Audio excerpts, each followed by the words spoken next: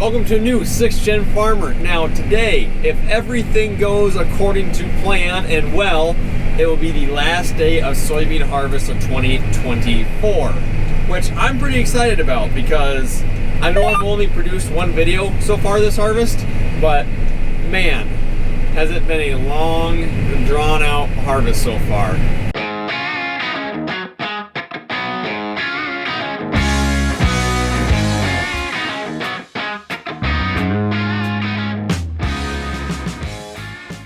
And talking to other farmers, they are kind of having the same opinion. The biggest thing is that because we had such a wet year, none of our soybeans are maturing evenly. So we're trying to blend dry and wet soybeans together from the same field. We've combined half fields and come back. In fact, the field that we're at today, we combined, I don't know, a quarter of it maybe a week ago and figured out it wasn't quite ready, and we're still fighting it a little bit. But hopefully at the end of the day, they'll be done tomorrow, go on to corn. And speaking of everything going smoothly, the combine stopped and Dad is behind it looking inside. Thank goodness, I thought something broke. Not yet. You putting guards on or taking them off? This wind trying to get it spread a little. Okay. I was just about to ask you. I don't know. We took it off for all the rest of the soybeans, but that makes sense. Hey, it helps get it out to the outside a little bit better. Last night I was thinking I should have maybe put them on. Yeah, I see that. 14, 15, yeah. Why didn't we go to the other one first? Well, there are a lot of replants there too. True. There are. Might get this from here to the road done and have to dump the other one and then come back. Then a warm day with, that's only a mile away. Yeah. Warm day with 30-mile-an-hour winds, that might be a different story, but I think. True. It is predicted to be a really good drying day, like 85 degrees and pretty windy. And I don't know the temp, but it's a south wind with the south wind. Yeah, well, it's gonna be. I looked this morning because I want to know if I could turn my air conditioner off for the day. Oh. I decided no, it's gonna be like 85. You have to be comfortable when you got home at 2 a.m. Huh? Yeah, no, for the past week I've had my air conditioning turned off, but the last couple of days I've had to turn it back on. You want to start taking that one off? Yeah, I can.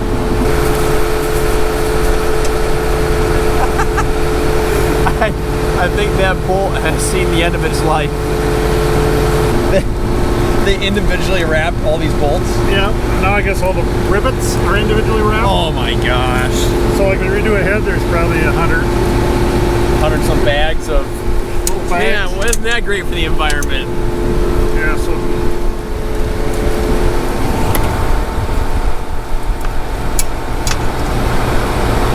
I don't know what it is about this year, but our fields are so insanely bumpy, which kind of blows my mind because the combine and this tractor are the first two non-tracked things or non-CTIS things that are driving through this field, and every field for that matter.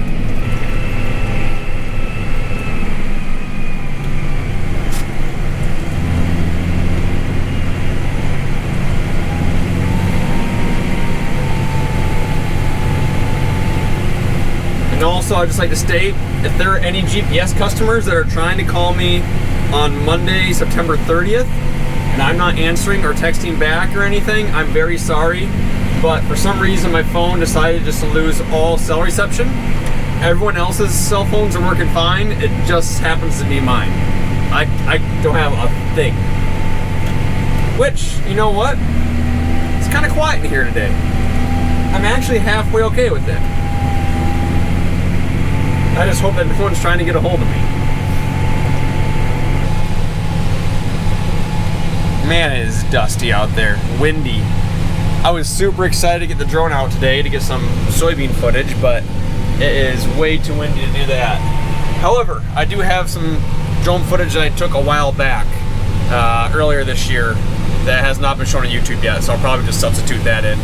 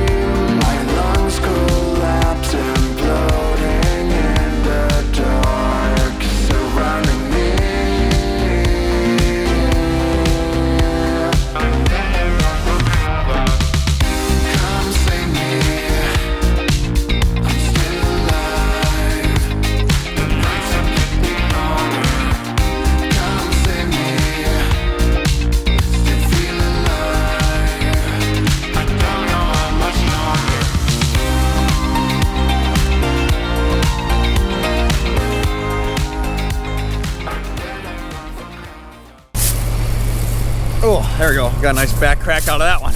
So this field is kind of surrounded by windmills all over the place. And there's one windmill on the field itself, and it is this one.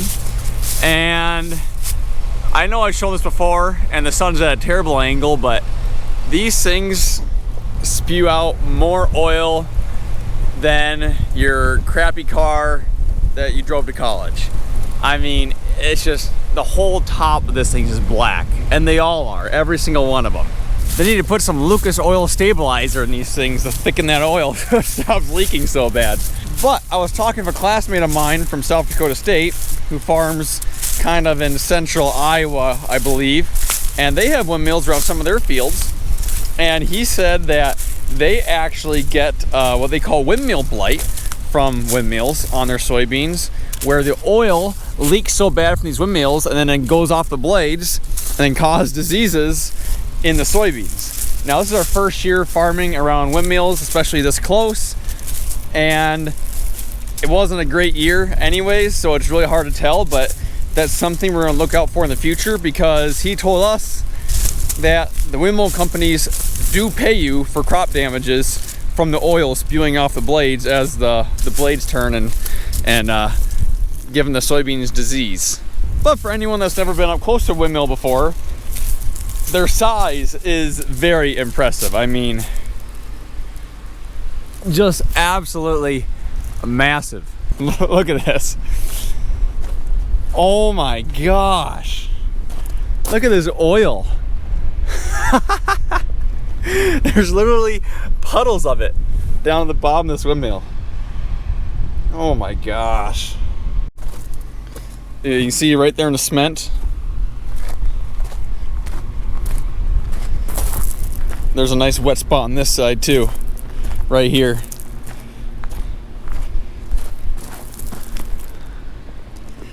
Clean energy. The one really nice thing about this particular windmill is that they positioned it perfectly. So when I was planting, I was absolutely head on with it, and I didn't have to drive a weird way around it. I was just able to stop right here, turn around and keep going. And that pass, the pass next to the windmill, was ended right here. And the pass on this side of the windmill ended right here. So it literally could not be positioned any more perfectly. And the fact that they made the pad around it almost exactly 60 foot wide, absolutely perfect. But there's some fields around the area that got 3 or 4 of these things in them, and if they weren't perfectly spaced like this one is, that'd be a pain in the butt.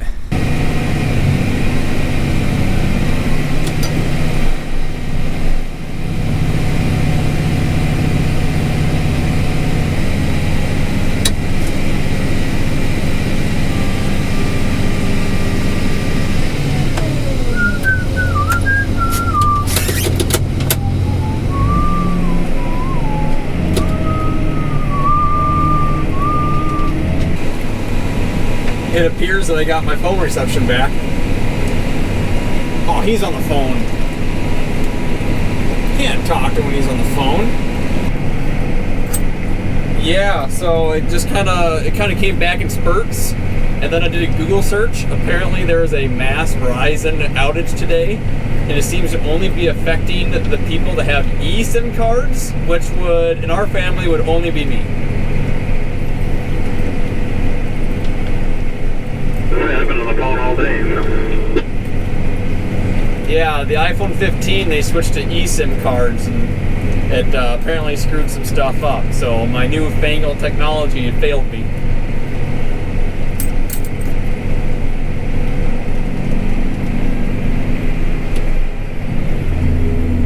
I did get in contact with 2 of my customers that called me during the outage. So no major catastrophes. Yeah. I can word. So I'm able to check my emails now too. I got my reception back. I got one that says, hi there. Have you ever thought about selling your YouTube channel, 6th Gen Farmer? We have buyers for it at flippa.com. No. First of all, that sounds like one heck of a scam. And second of all, no. I am not selling my YouTube channel. Yeah, I think today's the drying day we need. I mean, look at this wind.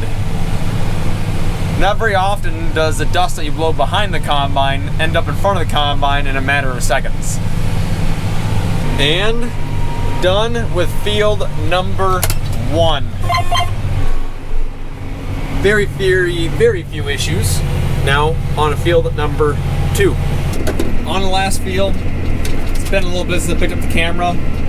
Things are going pretty swimmingly as far as I can tell.